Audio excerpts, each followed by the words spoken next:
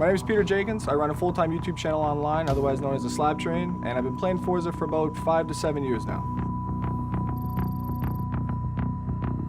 My name's Graham Rahal, and I'm a professional race car driver.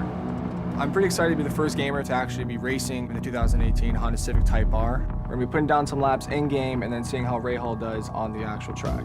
So today what we're going to do is I'm going to take a new Civic Type R out on track here at Road Atlanta.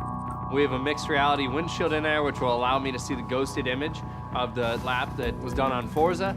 It's huge. It's never been done before. Certainly, I'm going to push this thing as hard as we can. So I think Rahal has a shot at catching me. I think it's going to be a really close race. In simulation, you don't have fear, and in real life, you do. To me, there's nothing like really driving.